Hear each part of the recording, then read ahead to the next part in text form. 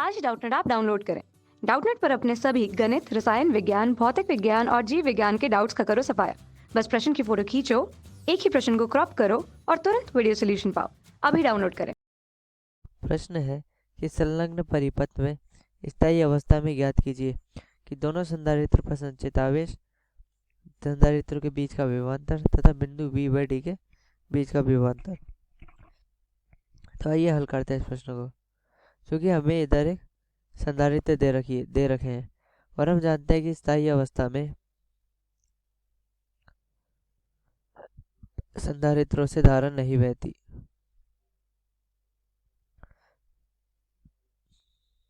संधारित्रों से कोई धारा नहीं बहती। तो हम स्थायी अवस्था में क्या लिखेंगे? हम स्थायी अवस्था में कह सकते हैं कि जो भी धारा है वो ए से डी, डी से बी की सी की ओर जा रही है। यानी कि यहाँ से अगर आई धारा आ रही है तो वो आई धारा इधर से होके पूरी निकल जाएगी। तो अतः परिपथ में धारा हम क्या लिख सकते हैं? परिपथ में धारा हम लिखेंगे आई बराबर परिपथ का कुल विद्युत्वाहक वोल्ट 20 तथा 4 + 5 + 1 यानी कि कुल प्रतिरोध। तो 20/10 बराबर 2 एम्पियर तथा परिपथ में धारा हमारे पास 2 एम्पियर आ गई। अब हमें संधारित्रों पर आवेश निकालने के लिए सबसे पहले ए और सी के बीच का विभवांतर निकालना पड़ेगा कि वी ए माइनस वी सी क्या है। तो वी ए माइनस वी सी क्या हो जाएगा हमारे पास? ये होगा आई गुणा R1 + R2। चूँकि हम जानते हैं कि V से A से C पर धारा जा रही है, तो यानी कि A उच्च विभव पर है, C उच्च विभव पर है, तो इसलिए हमने IR1 + IR2 करके लिखा है। तो I का मान है 2, तो 4 + 5 यानी कि 18 वोल्ट। तो VA माइनस VC हमारे पास 18 वोल्ट आ जाएगा। अब संधारित्र पर संचित आवेश हम किस प्रकार निकालेंगे?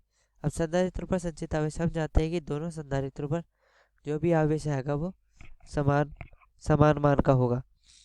तो हम एक काम करते हैं कि संधारित्रों की तुल्य धारिता निकाल लेते हैं। जो कि संधारित्रों की तुल्य धारिता ये निकलेगी C बराबर, दोनों श्रेणी क्रम में है, तो 4 × 6/4 + 6 यानी कि 24/10 यानी कि 2.4 माइक्रोफेरड। तो अतः संधारित्र पर संचित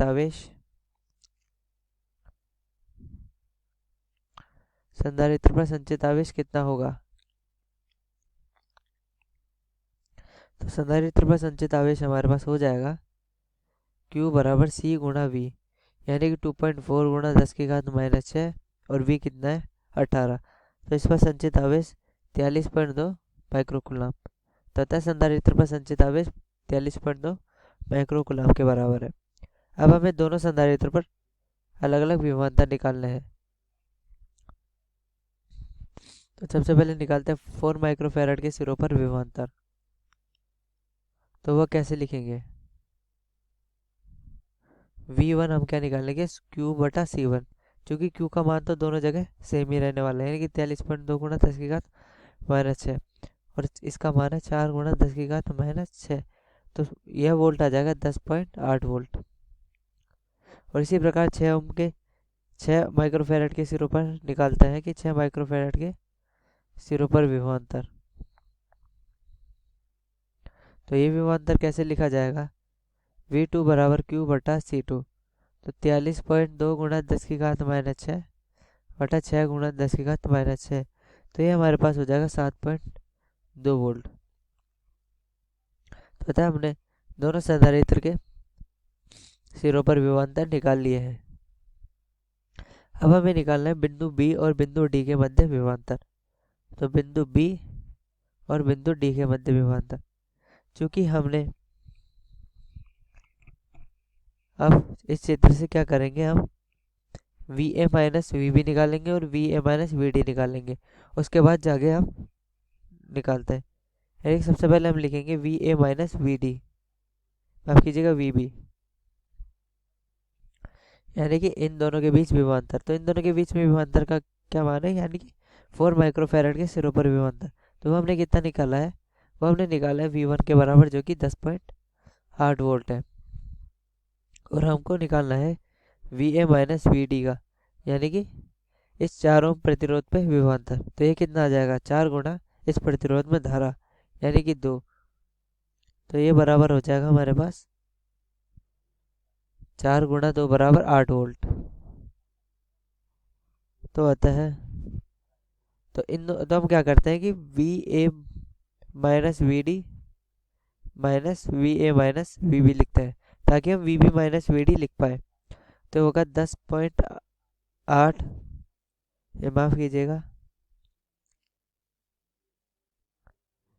ये होगा 10 पॉइंट, वी ए माइनस हमने वी डी लिखा है तो ये 8 माइनस 10.8, यानी कि V B minus V D बराबर कितना आ रहा है, -2